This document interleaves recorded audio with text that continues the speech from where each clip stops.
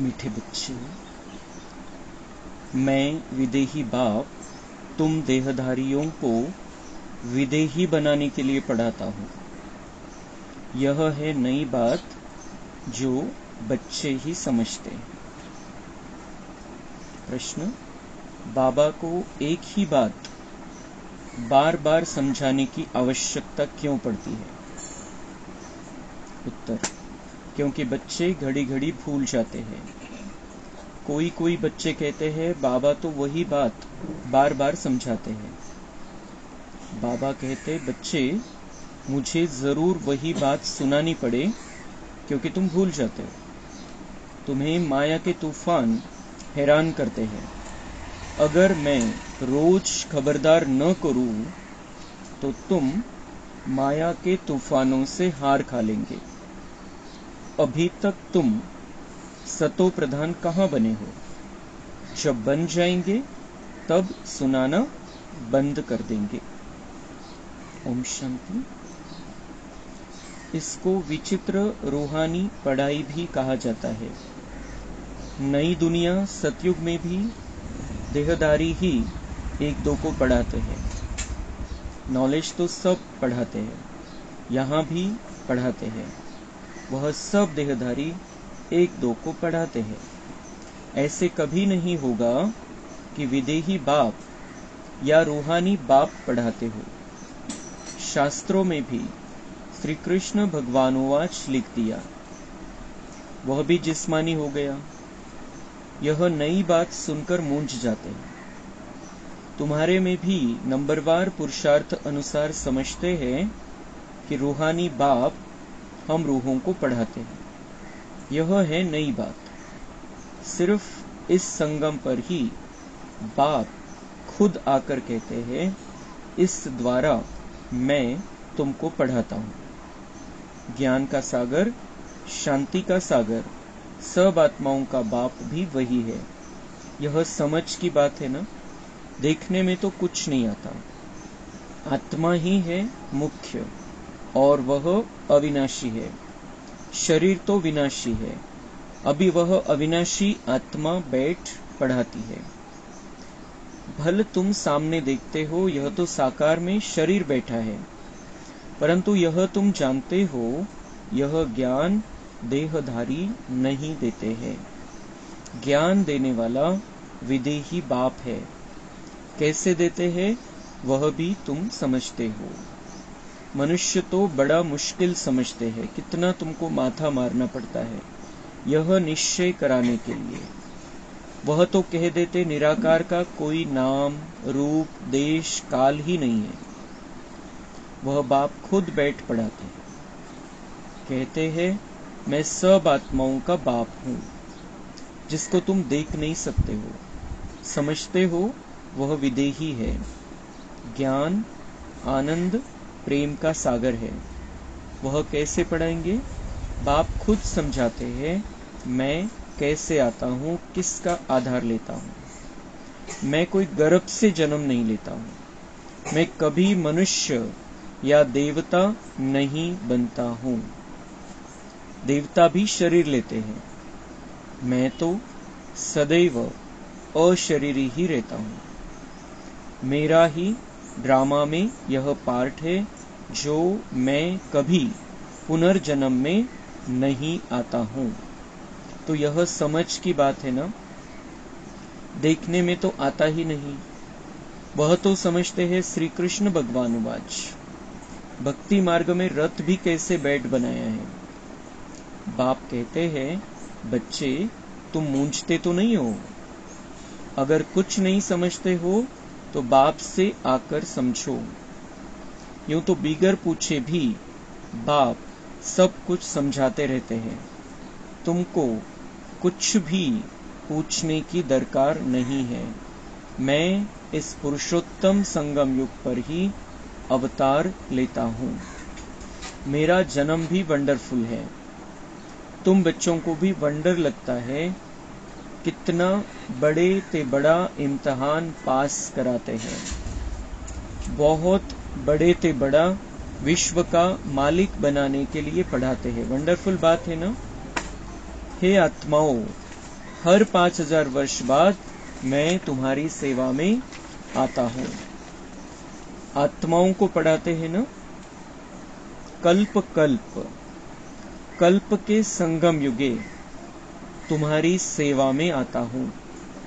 आधा कल्प तुम पुकारते आए हो, हे बाबा, हे पतित पावन आओ। श्री कृष्ण को कोई पतित पावन नहीं कहते हैं, पतित पावन परम पिता परमात्मा को ही कहते हैं। तो बाबा को भी आना पड़ेगा पतितों को पावन बनाने। तुमको सतगुरु अकाल मूर्त बैठ समझाते हैं इस देह द्वारा कि अपने को आत्मा समझो। तो यह समझना चाहिए, विश्व का मालिक बनाने के लिए बाप को आना पड़ता है तुम बच्चों की सेवा में। समझाते हैं, हे रूहानी बच्चों, तुम सतो प्रधान थे, फिर तमो प्रधान बने। यह सृष्टि का चक्र फिरता है ना।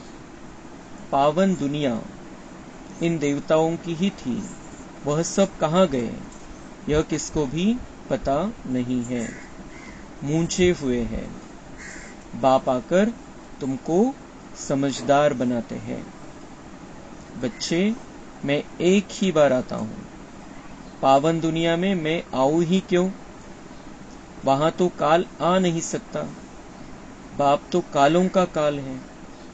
सतयुग में आने की दरकार ही नहीं, वहां काल भी नहीं आता तो महाकाल भी नहीं आता।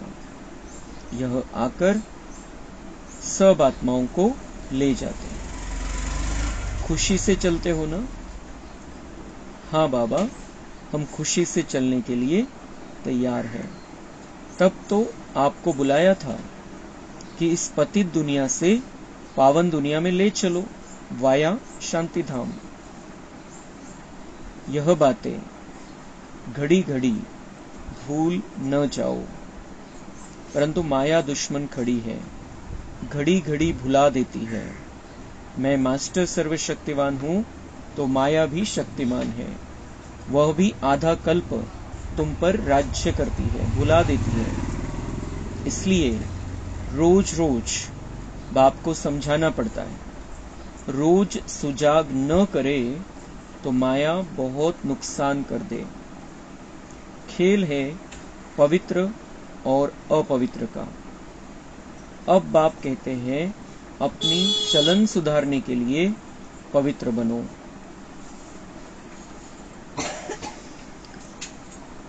फिर बाबा म्हणता है कि तुम मास्टर सर्वशक्तिवान हो, लेकिन माया भी शक्तिमान है, वो भी कुछ कम नहीं है।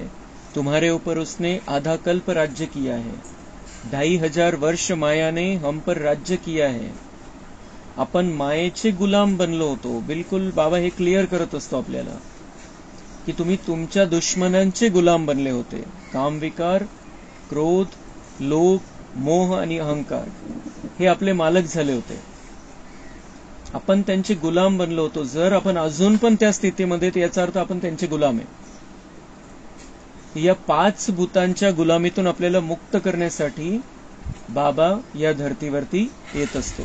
आणि बाबा म्हणताय, मग मला रोज समजून सांगावं लागतं, रोज जागा करावं लागतं कि ये माया है, ये विकार तुम्हारे दुश्मन है, तुमको आधा कल्प इन्होंने तकलीफ दी है, आधा कल्प तुम्हारे से पाप कराया है, आधा कल्प तुम्हारे लिए दुख का हिसाब बनाया है उन्होंने। वो सारा हिसाब किताब चुकतू कराने के लिए बाबा हमें रोज समझाता है, रोज जागृत करता है। तर रोज रोज जर आपण नाही ऐकलं बाबांचं म्हणणं, रोजचा डोस जर नाही घेतला गेला, तर बाबा म्हणताय माया दुश्मन खड़ी है, माया बहुत नुकसान करा देगी। फिर जर मुरली नाही ऐकलेली सकाळी, तर दिवसभराची स्थिती थोडीशी डाऊन असते। जर सकाळी मुरली ऐकलेली आहे, तर आपल्याला थोडंसं आपण सावध स्थितीमध्ये राहतो। आणि रोज मुरली ऐकून ऐकून आपली समझ वाढत जाते। बाबा म्हणताय, तुम समझदार बन रहे हो, मैं तुमको समझदार बनाता हूं। और बाबा कैसे समझदार बनाता है? मुरली के द्वारा। हमें मुरली सुनाता है, मुरली के द्वारा ही तो हम समझदार बनते हैं। मुरलीमुळे तर आपल्याला कळालं की बाबा काय, आपण आपला कोणता पार्ट आहे, बाबाचा कोणता पार्ट आहे, दुनिया कशी आहे, आता काय परिवर्तन व्हायचंय, मला काय करायचंय, हे सगळं मुरलीच्या द्वारे तर बाबा समजवतो आपल्याला. तो बाबा म्हणते सारी दुनिया में ना समझिए, वो क्या कहते हैं, क्या बोलते हैं और क्या करते हैं उनको ही पता नहीं. वो भगवान को कहते हैं निराकार का तो कोई नाम नहीं है, रूप नहीं है, देश नहीं है, काल नहीं है. मग कशामध्ये काय मिक्सिंग करून टाकलेलं आहे. बाबा म्हणतात मैं इस धरती पर आता हूं तो मैं भाग्यशाली रथ, जो आत्मा सर्वश्रेष्ठ है इस दुनिया में, उसके शरीर में आकर प्रवेश करता हूं. वो भाग्यशाली रथ मैं लेता हूं. उन्होंने घोड़ा गाड़ी का रथ बना दिया, उसमें श्री कृष्ण को दिखाया और श्री कृष्ण भगवान उवाच कहा. बाबा म्हणता है मैं रथ किसका लेता हूं ये तुम जानते हो. मैं ब्रह्मा का रथ लेता हूं जो श्री कृष्ण का अंतिम जन्म है, उसमें मैं आता हूं. श्री कृष्ण जब सतयुग का राजकुमार है तब उसमें मैं नहीं आता हूं. मैं द्वापर के अंत में भी नहीं आता हूं. मैं आकर क्या करूं द्वापर के अंत में? मुझे कलयुग को सतयुग बनाना है, मुझे पतितों को पावन बनाने का पार्ट मिला हुआ है. तो मैं कलयुग के अंत समय में श्री कृष्ण की जो आत्मा है उसके ही लास्ट जन्म में मैं आकर प्रवेश करता हूं. बाबा क्लियर सांगता है मैं कभी भी मनुष्य नहीं बनता हूं, मैं कभी भी देवता नहीं बनता हूं. भगवान भगवान है, भगवान देवता नहीं है, देवताओं का बाप है. भगवान परमेश्वर हमारा शिव बाबा है और वो जन्म मृत्यु के चक्कर में नहीं आता है, क्योंकि उसको बाहर ठहरना पड़ता है हमें बाहर निकालने के लिए. हम जब फंस जाए, हम जब अटक जाए तो हमको बाहर निकालने के लिए बाबा को बाहर ठहरना पड़ता है. इसलिए बाबा इस सृष्टि नाटक में उस तरीके से जन्म मृत्यु के हिसाब से पार्ट नहीं बजाता है. उसका अपना सेपरेट स्पेशल ऊंचा पार्ट है. तो भगवान फिर ऊपर रहता है और वो आता है संगम युग में, कलयुग के अंत समय में संगम में आकर हमें सच्ची राह बताता है. बाबा म्हणतात त्यांनी वेगवेगळ्या कहाण्या दाखवलेल्या आहे. तुम्ही गोंधळून तो नहीं जात बाबा म्हणता है, क्योंकि मैं मुरली में सत्य बताता हूं और उधर तुम कहानियां अलग अलग सुनते हो कि भगवान इस रूप में आएगा, उस रूप में आएगा, ये भगवान का अवतार है, वो ऐसा है, इस समय ऐसा हुआ था. वो सारी कहानियां कुछ समझाने के लिए बनाई थी कि मनुष्य सच्चे रास्ते पर, अच्छे रास्ते पर चले. पण सत्य बाबा सांगतो आपल्याला. मुरलीमध्ये जे सांगितलं जातं तेच सत्य आहे. बाबा म्हणतात तुम्ही गोंधळून तर नाही जात त्या बाकीच्या गोष्टी ऐकून, हे ऐकता परत तिकडे ऐकता काहीतरी. गोंधळून जायचा काही प्रश्न नाहीये. बाबा आपल्याला सगळं सरळ स्पष्ट आणि कारणासहित सांगतं. त्यामुळे मनामध्ये गोंधळ उडायचा काही प्रश्नच नाहीये. मनाला सेट करून टाकायचं आहे. जो बाबा ने कहा वही सत्य आहे. आणि बाबा म्हणतात तुम्हाला काही डाऊट असेल तर विचारा, आणि तसं विचारायची गरज पण नाहीये, कारण बाबा न विचारताच सगळ्या प्रश्नांची उत्तरं आपल्याला देत असतो. कोणत्या ना कोणत्या मुरलीमध्ये आपल्या मनामध्ये जे काही चाललेलं आहे त्याचं उत्तर आपल्याला भेटून जातं.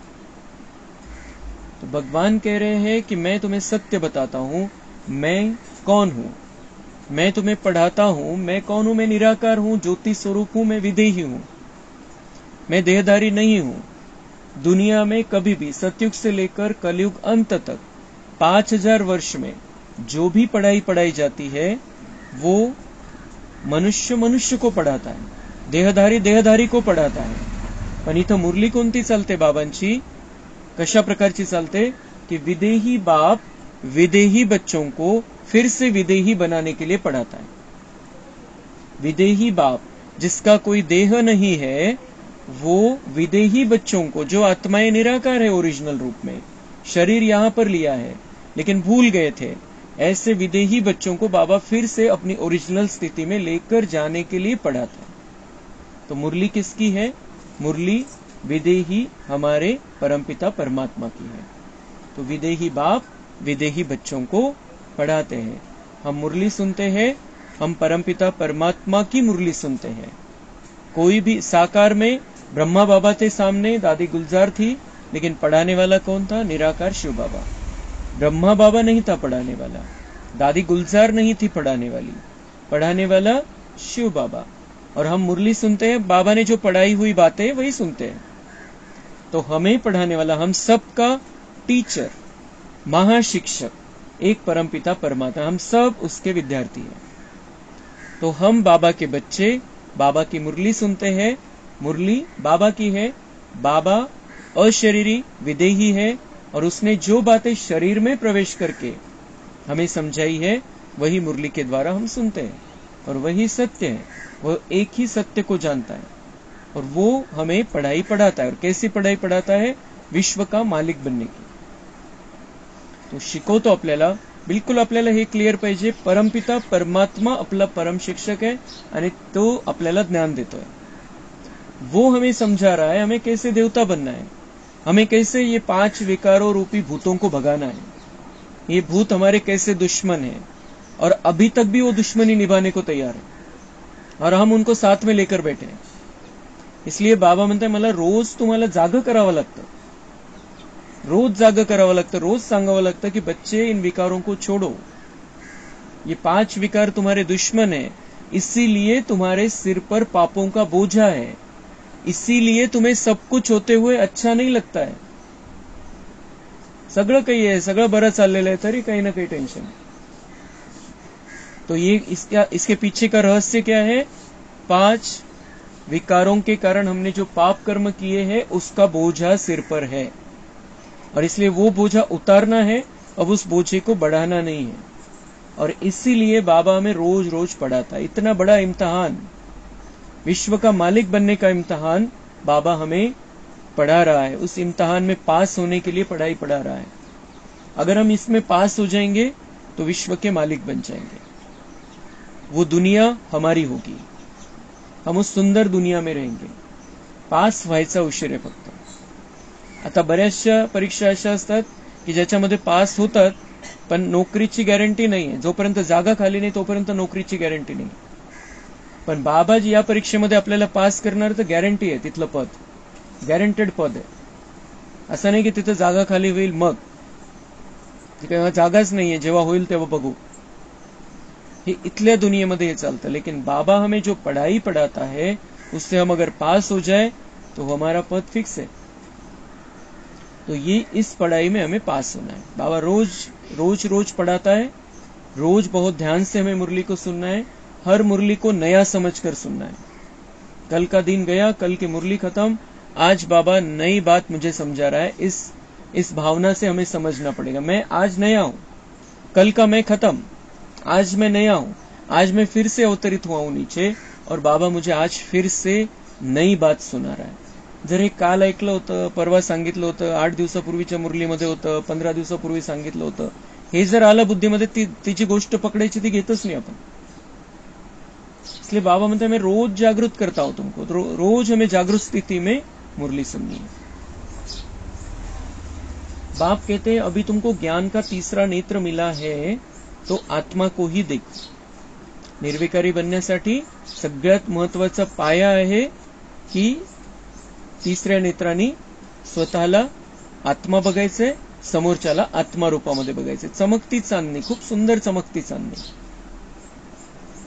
इन जिस्मानी नेत्रों से देखो ही नहीं, या डोळ्यांनी आपण बघू तर शरीर बघणार, म्हणून बुद्धीच्या डोळ्यांनी बाबा म्हणतात बघा तुम्ही, स्वतःला पण आणि दुसऱ्यांना पण। हम सब आत्माएं भाई भाई है, हम सब आत्माएं भाई भाई है, हम सब भाई भाई है। विकार कैसे करे? सगळे आपण आपसामध्ये भाऊ भाऊ आहे, स्त्री शरीर असो पुरुष शरीर असो। बाबा म्हणते विकार कैसे करे? भाई भाई हो, एक बाप के बच्चे हो। हम अशरीरी आए थे, फिर अशरीरी बनकर जाना है। आत्मा सतोप्रधान आई थी, सतोप्रधान बनकर जाना है स्वीट होम। जसे आले होते, जसे प्युअर आले होते, तसं प्युअर बनून आपल्या घरी परत जायचं आहे। बाबा म्हणता मैं लेने को आया हूं, मैं कालों का काल हूं, महाकाल हूं, तुम्हें खुशी से चलना है। खुशी से कब चलेंगे हम?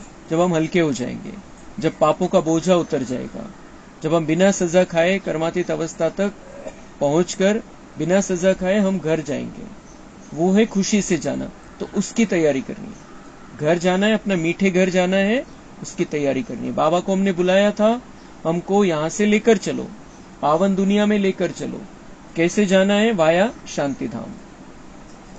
शांति धाम पावन दुनिया है, और आने वाली जो सतयुगी दुनिया है वो भी पावन दुनिया है।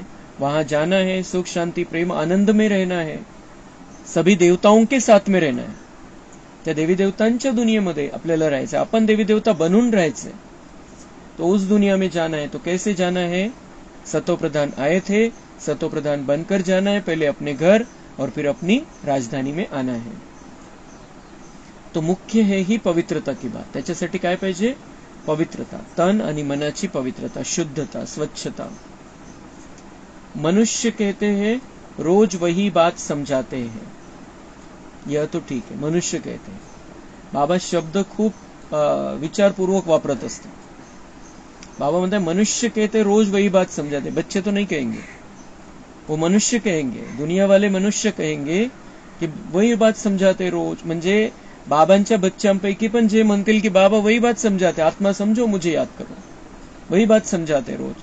तो ये कौन कहेगा? मनुष्य जो है, अभी बच्चा नहीं बना है बाबा का, वही ये बात कह सकता है कि बाबा तो वही बात रोज समझाते हैं। आणि बाबा म्हणताय असंही ठीक है कि हाँ मी रोज तीच गोष्ट सांगतो, परंतु जो समझाया जाता है उस पर चले भी ना। बाबा म्हणताय मैं समझाता तो रोज, बरं असं समजा मी रिपीट करतो, पण त्याच्यावर चाला तर खरं तुम्ही। मग ये ज्ञान, हमारा जो ज्ञान है ये सुनने के लिए नहीं है, ये जीवन में उतारने के लिए है। तर आपण आपली चेकिंग करायची, आपल्यामध्ये काही कमी राहत असेल ज्ञान प्रॅक्टिकल मध्ये आणण्यामध्ये, तर त्याची चेकिंग करायची आणि चेंज करायचं आहे। हे ज्ञान संपूर्ण रीतीने आपल्या जीवनामध्ये दिसलं पाहिजे। तर बाबा म्हणतात मी रिपीट कशासाठी करतोय? तुमच्या जीवनामध्ये, वागण्या बोलण्यामध्ये हे ज्ञान दिसलं पाहिजे। तुम्ही ज्ञानी आणि योगी आत्मे, तुम्ही अवतरित आत्मे, हे सगळ्यांना जाणवलं पाहिजे। तुम्ही देवता आहे हे जाणवलं पाहिजे की इष्टदेव यांच्यापेक्षा दुसरे कोण असतील, असा त्यांना प्रश्न पडला पाहिजे। असं आपलं वागणं बोलणं पाहिजे। तो बाबा म्हणता मैं भले ही रिपीट करता हूं, लेकिन तुम प्रैक्टिकल में नहीं लाते, इसलिए मुझे बार बार बताना पड़ता है। कोई बच्चा अगर लौकिक में भी अगर बच्चा नहीं सुनता है तो वही बात बार बार रिपीट की जाती है।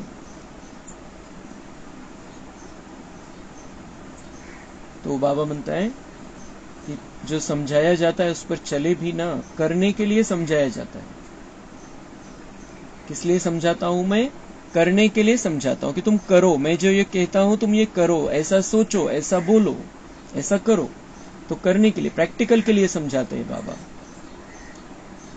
जरूर रोज रोज समझाना पड़े, ऐसे थोड़ी कहते हैं बाबा आप जो रोज समझाते हो वह हमने अच्छी रीति समझ लिया है, अब हम तमो प्रधान से सतो प्रधान बन जाएंगे, आप छूटे। असं कोणी मला म्हणत नाही की आम्ही आता संपूर्ण बनलेले, त्या स्थितीमध्ये आलेले, त्या स्थितीमध्ये आम्ही बिलकुल पोहोचतोय, आम्हाला सगळं समजलेलं आहे।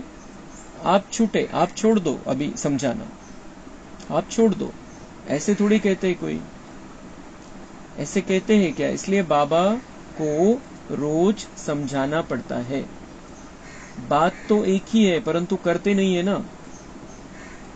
बाबा म्हणते बात तो एक ही है, मेन बात तो बाबा की समझाने की एक ही है, मुख्य ज्यावरती बाबांना आणायचे आपल्याला, सदा मन मना भव की स्थिती हो, स्वयं को आत्मा समझकर परमात्मा को याद करे।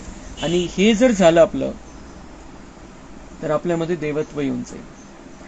अगर मैं अपने आप को आत्मा समझता हूं, याचं किती मोठं महत्व आहे।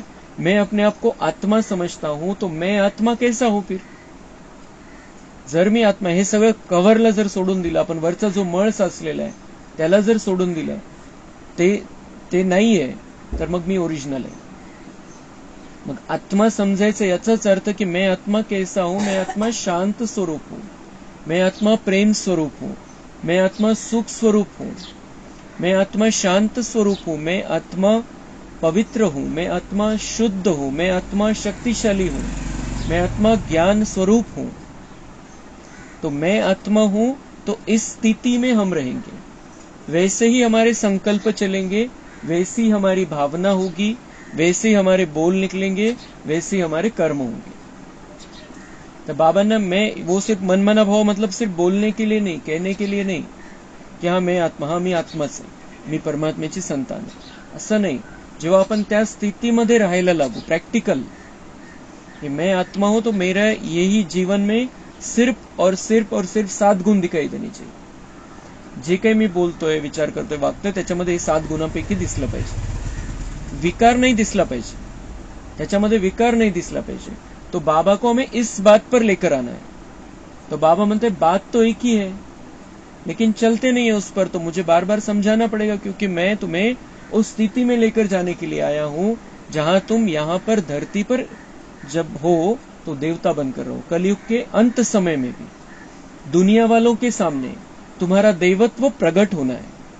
इथं आपलं देवत्व प्रगट व्हायचंय त्यांच्या समोर, तेव्हा तर ते द्वापर नंतर मंदिरामध्ये आपली पूजा करणार आहे. इथं प्रगट करायचंय बाबांना, आपल्याला त्यांच्या समोर प्रत्यक्ष करायचंय कि यही वो है. आणि शेवटी बाबा म्हणताय की वो सब बोलने वाले हैं कि यही हमारे इष्ट देव है, यही हमारे कुलदेव है, हीच आमची कुलदेवी है. ये सब आगे चल के बोलने वाले हैं, लेकिन उसके लिए प्रॅक्टिकल में करना पडेगा. आणि बाबा म्हणते तुम्ही करत नाही प्रॅक्टिकल मध्ये तर मला रिपीट तर करावं लागेल. आणि करतो जरी तरी 10-5% जर कसर आहे तर ती पण भरून काढायची बाबांना. संपूर्ण तर झालेलं नाहीये, कोणी नाही झालेलं आहे संपूर्ण. तो इसलिए बाबा हमें समझाता रहेगा और हमें उसे रिपीट के रूप में नहीं लेना है. तेच तर असतं मुरलीमध्ये. हा शब्द आला याचा अर्थ आपण बच्चा नाहीये बाबांचा. हा एक संकल्प जरी आला मनामध्ये, वही तो बात होती है, तो हम बच्चे नहीं है. बाबा म्हणते मनुष्य कहते हैं, वो जो मनुष्य है मतलब कलयुगी कह रहा है बाबा, जो बच्चे ऐसा कहते हैं. तो बाबा जो कह रहा है उसे हमें नए तरीके से लेना है. कारण मी आज नवा आहे, मी काल जसा होतो त्याच्यापेक्षा मी नवा आहे आज. तर मला नव्या रूपामध्ये बाबांचं समजवणं समजून घ्यायचंय. जर आपण हीच मुरली रिपीट केली उद्या, हीच सेम मुरली, तर आपल्याला ती वेगळ्या पद्धतीने समजेल, कारण आपल्यामध्ये फरक पडलेला आहे आज आणि कालमध्ये. तर म्हणून बाबांची प्रत्येक गोष्ट, जरी काही गोष्टी रिपीट कराव्या लागतात कारण आपल्याला त्या स्थितीमध्ये पोहोचवायचंय, पण प्रत्येक गोष्ट बाबाला आपल्याला नवी समजून घ्यायची, तर आपण परिवर्तन करू शकू. कारण असं झालेलं आहे दुनियेमध्ये की एखादी गोष्ट जर रिपीट सांगितली तर चालत नाही, तीच गोष्ट जर सांगितली तर चालत नाही.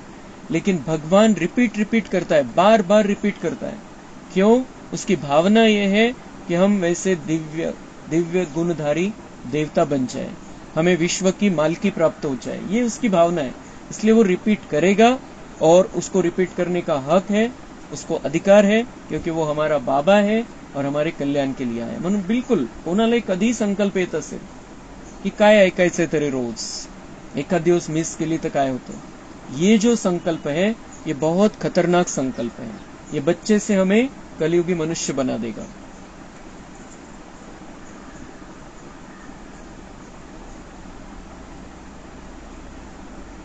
तो परंतु करते नहीं है, बाप को याद ही नहीं करते हैं. कशी आठवण पाहिजे बाबांची? कंटिन्यूअस. बाप को याद ही नहीं करते. कहते हैं बाबा घड़ी घड़ी भूल जाते हैं, बाप को घड़ी घड़ी कहना पड़ता है याद दिलाने लिए. बाबा म्हणते तुम्ही विसरून जाता, तर मला पण रिपीट करावं लागेल वारंवार तुम्हाला आठवण करून देण्यासाठी. तुम भी एक दूसरे को यही समझाओ, अपने को आत्मा समझ परमात्मा को याद करो तो तुम्हारे पाप कट जाए, और कोई उपाय नहीं. शुरू और अंत में यही बात कहते हैं, याद से ही सतो प्रधान बनना है. खुद ही लिखते हैं माया के बाबा माया के तूफान बुला देते हैं, तो क्या बाप सावधान न करे, छोड़ दे. बाबा तुम्हीच म्हणता की मायेचे तुफान विसरायला लावतो, काही ना काही येऊन जातं मध्ये आणि बाबा विसरून जातो, बाबा उडून जातो. तर बाबा म्हणते मग मी काय सावधान पण नको करू का तुम्हाला? तुम्ही माझे बच्चे आहे, मी तुम्हाला सावधान पण सोडून देऊ का तुम्हाला असंच? बाबा को हम पर बहुत विश्वास है, इसलिए बाबा हमें छोड़ता नहीं है, छोड़ना नहीं चाहता है. एखादं असं असतं दुनियेमध्ये की आपलं म्हणणं कोणी मानत नाहीये, ऐकत नाही, तर काय करतो आपण? सोडून देतो त्याला त्याच्या हालतवर, जाऊ दे तुला जे करायचं ते कर. लेकिन भगवान कह रहा है तुम मेरे लाडले बच्चे हो, मैं तुम्हें छोड़ दूं ऐसे ही, और मुझे तुम पर विश्वास है, तो मैं तुम्हें छोड़ ही नहीं सकता इस हालत में. जिस हालत में तुम हो उस हालत में मैं तुम्हें छोड़ ही नहीं सकता हूं. इसलिए मुझे बार बार वही बातें समझानी पड़ती है, क्योंकि मुझे तुम्हें उस पर लेकर आना है, उस बात पर लेकर आना है, उस स्थिति पर लेकर आना है.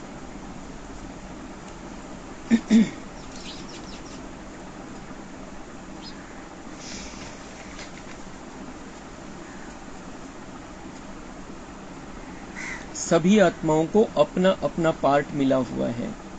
हर एक एक्टर्स पार्ट बजाते रहते हैं। बाप भी आकर स्थापना का कार्य करके ही छोड़ते हैं। हर 5000 वर्ष के बाद आकर विश्व का मालिक बना ही देते हैं। बेहद का बाप है ना, तो जरूर नई दुनिया का वर्षा देंगे। तो बाबा म्हणते प्रत्येकाला आपला आपला पार्ट मिळालेला आहे, प्रत्येक आत्मा आपला आपला पार्ट बजावत असते। मला माझा पार्ट बजावायचा आहे। माझा पार्ट काय आहे की स्थापनेचं कार्य करायचं। नवी दुनिया स्थापन करून द्यायची तुम्हाला, तर मी सोडत नाही माझा पार्ट। मी माझा पार्ट बजावतो प्रत्येक कल्पामध्ये। 5000 वर्षानंतर येऊन तुम्ही किती चुका केल्या, किती माझा अपमान केला, किती माझी निंदा केलेली आहे, तरी मी माझा पार्ट सोडत नाही। मी स्थापनेचं कार्य करूनच मग जात असतो। मी येतो, स्थापना करतो आणि जातो। तो बाप आकर स्थापना का कार्य करके ही छोड़ते। हर 5000 वर्ष के बाद आकर विश्व का मालिक बना ही देते हैं। स्थापनेचं कार्य करतो, बच्चांना विश्वाचं मालक बनवतो। प्रत्येक 5000 वर्षानंतर येऊन बच्चांना विश्वाचं मालक बनवतो। आणि म्हणून त्याची ही भावना आहे, आणि म्हणून तो आपल्याला रोज समजवतो। तर रोज आपल्याला नव्या पद्धतीने घ्यायचंय। बिल्कुल आपण जेव्हा मुरलीला येत असतो, घरून निघतो, त्यावेळेला बिल्कुल क्लियर पाहिजे, मैं आज नई नई बातें सुनने जा रहा हूं। कल की बातें छोड़कर, भूल कर, बाबा आज क्या मुझे समझाने वाले, वो नया रहेगा। बात वही रहेगी, लेकिन मैं थोड़ा परिवर्तन हो गया हूं, तो मुझे वही बात नए तरीके से समझ में आएगी। तो बाबा मुझे नई बातें सुनाने वाला है, और नई बात सुनने के लिए मैं जा रहा। इतक्या उमंग उत्साहामध्ये यायचंय की आज काय असणार आहे मुरलीमध्ये, अशा उमंग उत्साहामध्ये यायचं की रेग्युलर जातोय, चालती मुरली असं नाही, लेकिन आज क्या नया होने वाला है, मेरे जीवन में आज क्या नया होने वाला है, मेरे जीवन में किस बात से आज कुछ नया होने वाला है, क्या बात बाबा आज मुझे नई सुनाएंगे जो मुझे टच हो जाएगी। अशा पद्धतीच्या भावनेने आपण घरून निघायचं। तो मुरली सुनना है, यहां आकर बैठने के बाद नहीं। मुरली सुनने की तैयारी घर से निकलते ही शुरू हो जानी चाहिए। जब मैं भगवान के महावाक्य सुनने जा रहा हूं, मैं कहां जा रहा हूं, कहां जाकर सुनने वाला हूं, कौन सुनाने वाला है, वो कुछ भी नहीं। मुझे भगवान के महावाक्य सुनने बस। बाबा मेरे लिए आया है, बाबा मुझे समझाएगा, बाबा मेरे कल्याण के लिए आज क्या बात बताने वाला है। बिल्कुल ही भावना पाहिजे, नुसतं येऊन नहीं बसायचं। ये और हमें सबको समझाना है ये बात कि मुरली को आने के पहले से ही हमारी मन की स्थिति को सेट करना है। घर से निकलते ही 10-15 मिनिट पहले से ही हमें मन की स्थिति को सेट करना है कि आज मला काय ऐकायचंय, काय नवीन ऐकवणार आहे बाबा, आज काय नवपण असणार आहे मुरलीमध्ये, मला काय नव्याने घ्यायचंय, मला काय नवं करायचंय। बिल्कुल अशी सेटिंग करून आपण जेव्हा आपण करून बघायचा प्रयोग, आतापर्यंत जसं मुरलीला येत होतो तसं, आणि याच्यानंतर आपण या पद्धतीने येऊन बघायचं। 7 दिवसाचा प्रयोग करून बघायचा, किती वेगळं वाटेल, किती परिवर्तन होईल, किती त्याचा फायदा होईल। तो भगवान ये बात आज पक्का करा रहा है कि मुझे बार बार वो बातें समझानी पड़ेगी, लेकिन तुम्हें इसको करना है, प्रॅक्टिकल मध्ये करायचं। तर त्या हिशोबाने नवच आहे, प्रॅक्टिकल झालेलं नाहीये, प्रॅक्टिकल करायचंय, याचा अर्थ ते नवं आहे आपल्यासाठी रोज। अच्छा, मीठे मीठे सिके लधे बच्चों प्रति मात पिता बाप दादा का याद, प्यार और गुड मॉर्निंग। रूहानी बाप की रूहानी बच्चों को नमस्ते। हम रूहानी बच्चों की रूहानी बाप दादा को याद, प्यार, गुड मॉर्निंग, नमस्ते। वहाँ बाबा वहाँ, शुक्रिया बाबा शुक्रिया। धारणा के लिए मुख्य सार है, ज्ञान के तीसरे नेत्र से आत्मा को ही देखना है, जिस्मानी नेत्रों से देखना ही नहीं है। अशरीरी बनने का अभ्यास करना है। बाप की याद से अपने दैवी कैरेक्टर बनाने हैं, दैवी चरित्र बनाना है। अपने दिल से पूछना है कि हम कहाँ तक गुणवान बने हैं। हमने सारे दिन में आसुरी चलन तो नहीं चली। चेकिंग करायची रोज की संपूर्ण दिवसभरामध्ये किती गुणवान बनलो मी, काही आसुरियत तर नव्हती माझ्यामध्ये, काम, क्रोध, लोभ, मोह, अहंकार याच्यापैकी काय होता, हा राक्षसपणा तर नव्हता माझ्यामध्ये, काही अंश रूपामध्ये। ही चेकिंग करायची रोज आणि स्वतःला परिवर्तन करायचे आणि नव्या रूपामध्ये बाबांच्या समोर जायचे दुसऱ्या दिवशी। वरदान, सदा केयरफुल रहे, माया के रॉयल रूप की छाया से सेफ रहने वाले माया प्रूफ भव। वर्तमान समय माया रियल समझ को, महसूसता की शक्ति को गायब कर रॉन्ग को राइट अनुभव कराती है। जैसे कोई जादू मंत्र करते हैं तो परवश हो जाते हैं, ऐसे रॉयल माया रियल को समझने नहीं देती। इसलिए बाप दादा अटेंशन को डबल अंडरलाइन करा रहे हैं। ऐसा केयरफुल रहो जो माया की छाया से सिर्फ माया प्रूफ बन जाओ। विशेष मन बुद्धि को बाप की छत्र छाया के सहारे में ले आओ। याचं स्पष्टीकरण आपण गीतामध्ये ऐकू। गीत स्लोगन, जो सहज योगी है उनको देखकर दूसरों का भी योग सहज लग जाता है। अच्छा, ओम शांति।